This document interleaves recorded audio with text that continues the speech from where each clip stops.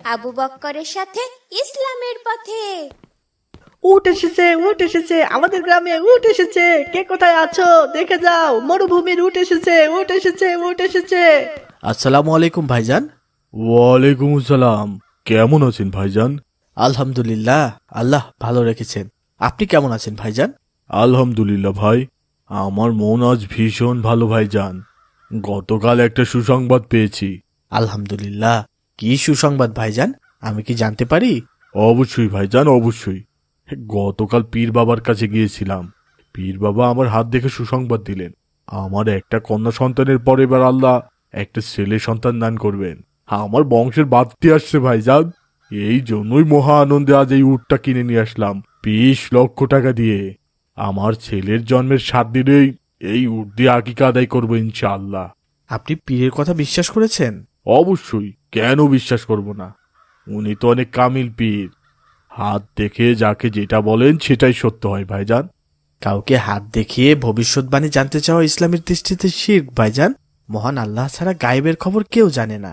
জ্যোতিষী, কনক, রাশিবিদ, পীর, ফকির, সাধু দরবেশদের গোপন জ্ঞানের অধিকারী বলে বিশ্বাস করা শিরকে আকবর ভাইজান। এসব কর্মকাণ্ড কুফরির অন্তর্ভুক্ত। আল্লাহ তাআলা পরিষ্কারভাবে বলেছেন, তিনি ছাড়া অন্য কেউ অদৃশ্য সম্পর্কে জ্ঞান রাখে না, এমনকি রাসূলও না। ভাইজান, আমার পীরের কথা অবিশ্বাস করার কিছুই নেই। উনি যা বলেন সব সত্য বলেন। কামিল পীর। বাদ দিন, আপনার দাওয়াত রইল। আমার ছেলে হওয়ার পর আকিকাতে আসবেন ভাইজান। এই উট আকিকায় জবে হবে ইনশাল্লাহ। ইনশাল্লাহ। আসসালামু আলাইকুম। ওয়ালাইকুম আসসালাম। আসসালামু আলাইকুম ভাই। ওয়ালাইকুম আসসালাম। কেমন আছো ভাই? আলহামদুলিল্লাহ, আল্লাহ ভালো রেখেছেন। তোমাদের মহল্লায় নাকি একটা উট নিয়ে এসেছে? হ্যাঁ ভাই, মস্ত বড় উট, কি যে বিশাল। আল্লাহর কত রকম সৃষ্টি, সুবহানাল্লাহ। আমি কখনো উট দেখিনি ভাই, আমাকে দেখতে নিয়ে যাবে ভাই? আচ্ছা ঠিক আছে, ক্লাস শেষ হলে যাবো ইনশাল্লাহ। এখন তাড়াতাড়ি ক্লাসে চলো, 8টা প্রায় বেজে গেছে। অঙ্ক স্যারের প্রথম ক্লাস আজ, লেট হলে শাস্তি দিবেন কিন্তু স্যার। খাও খাও উট ভাই, এটা অনেক মজার খাবার, গাছের পাতা খাও। ওই যে দেখো কি বিশাল উট। ওরে বাপরে, এ তো একেবারে মস্ত বড় প্রাণী, দেখেই তো কেমন ভয় লাগছে। ভয় নেই ভয় নেই, উট অনেক শান্ত প্রাণী ভাই, এরা মানুষের ক্ষতি করে না। হ্যাঁ ভাই, কত বিশাল একটা প্রাণী, এই জন্যই উটকে মরুভূমির জাহাজ বলে। হ্যাঁ ভাই, চলো কাছে যাই। আসসালামু আলাইকুম ভাইয়া, কেমন আছো? ওয়ালাইকুম আসসালাম। আলহামদুলিল্লাহ, তুমি কেমন আছো বোন? আলহামদুলিল্লাহ ভাইয়া। তুমি ওকে খাওয়াচ্ছ, ভয় পাচ্ছ না? না ভাইয়া, ও তো অনেক ভালো, কিচ্ছু বলে না। ভাইয়া তোমাদের দাওয়াত থাকলো, আমার ভাই হওয়ার 7 দিন পরেই বাবা এটা দিয়ে ভাইয়ার আকিকা দিবেন।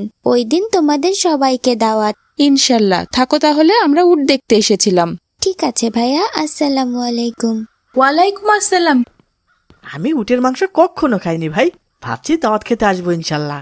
আমিও আসবো ইনশাল্লাহ, আমিও কখনো উটের মাংস খাইনি। আমাদের মহল্লার সবাইকে দাওয়াত দিয়েছেন চাচা, সবাই অনেক খুশি হয়েছে। সবাই উটের মাংস খাবে, এই জন্য মহল্লায় একটা সাজ সাজ রব পড়ে গেছে। মা তাড়াতাড়ি চলো, তোমার মায়ের অবস্থা ভালো না। হাসপাতাল থেকে ফোন করেছিলেন, আজকেই সিজার করতে হবে। হে আল্লাহ, আপনি আমার মাকে হেফাজত করুন। তাড়াতাড়ি চলো বাবা। আসসালামু আলাইকুম বাবা। ওয়ালাইকুম আসসালাম। কি বাবা, কিছু বলবে? বাবা, তুমি উটের মাংসের দাওয়াত খেতে যাবে না? ওই যে আকিকার দাওয়াত, ওই চাচা যে দাওয়াত দিলেন। ও হ্যাঁ, আমি তো ভুলেই গিয়েছিলাম। যাবো তো বাবা। কেউ দাওয়াত দিলে সেই দাওয়াতে উপস্থিত হওয়া ওয়াজিব। এটা আমাদের নবীর শিক্ষা। আমাদের প্রিয় নবী রোজা অবস্থায় থাকলেও অন্তত দাওয়াতে উপস্থিত হয়ে দোয়া করতেন। তাহলে আমরা দাওয়াতে কখন যাচ্ছি বাবা? আমি তো কখনো উটের মাংস খাইনি। আল্লাহ রিজিকে লিখলে আজ উটের মাংস খাবো ইনশাল্লাহ, অনেক আনন্দ লাগছে। মসজিদে জহরের নামাজ আদায় করব, তারপর ওখান থেকে চলে যাব। তুমি অজু করে রেডি হয়ে নাও বাবা। ঠিক আছে বাবা। বাবা, পুরো বাড়ি তো ফাঁকা, কাউকে তো দেখতে পাচ্ছি না। দাওয়াত খেতে কি কেউ আসেনি বাবা? আবার উটটাও তো জবেহ করেনি, ওভাবেই বেঁধে রেখেছে। কিছুই তো বুঝতে পারছি না, আমরা কি ভুল দিনে চলে আসলাম? না, ওই যে আসিফ, ও তো আসছে। ভুল দিন হবে কেন? কিন্তু বাকি কাউকেই তো দেখতে পাচ্ছি না। আসসালামু আলাইকুম। আমি দুঃখিত ভাইজান। ওয়ালাইকুম আসসালাম। কেন ভাইজান, কি হয়েছে? আজকে আপনার আকিকার অনুষ্ঠান হবে না?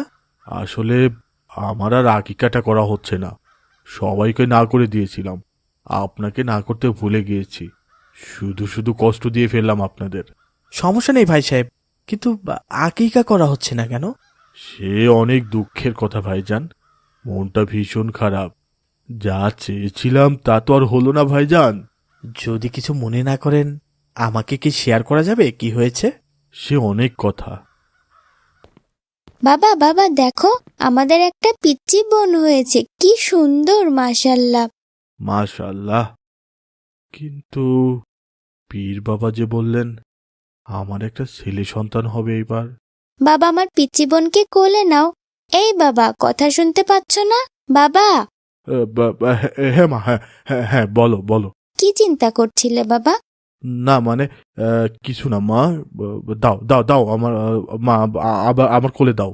দেখো বাবা, আমার নতুন বোনটা কি সুন্দর, একেবারে জান্নাতি পরীর মতো সুন্দর। আমার ছেলে সন্তান হয়নি ভাইজান, আমার একটা কন্যা সন্তান দান করেছেন আল্লাহ। আলহামদুলিল্লাহ, শুনে ভালো লাগলো ভাইজান। আপনার মেয়ে কি সুস্থ আছেন? হ্যাঁ ভাই, আল্লাহ সুস্থ সন্তান দান করেছেন। আপনার কথাই ঠিক, আল্লাহ ছাড়া আর কেউ ভবিষ্যৎ বলতে পারে না। পীর বাবা বলেছিলেন আমার ছেলে হবে, কিন্তু মেয়ে হয়ে গেল। মন খারাপ করবেন না ভাইজান, কিন্তু ভাইজান আপনি আকিকা বাদ রাখছেন কেন? মেয়ে সন্তানের আর কি আকিকা দিব? আকিকা তো ছেলে সন্তান হলে দিতে হয় ভাইজান।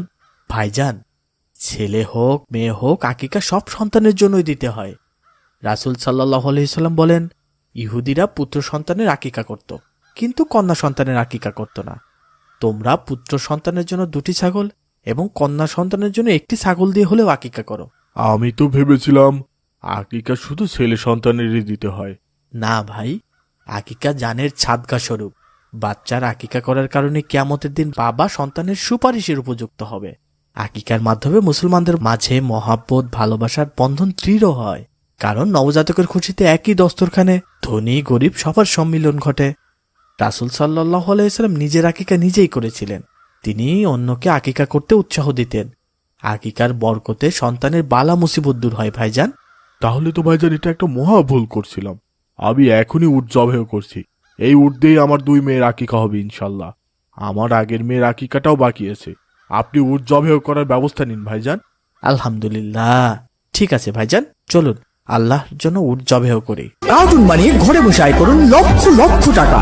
যদি আপনার একটি ল্যাপটপ অথবা কম্পিউটার থাকে তাহলে আপনিও বানাতে পারেন আমাদের মতো মজার মজার কার্টুন গল্প।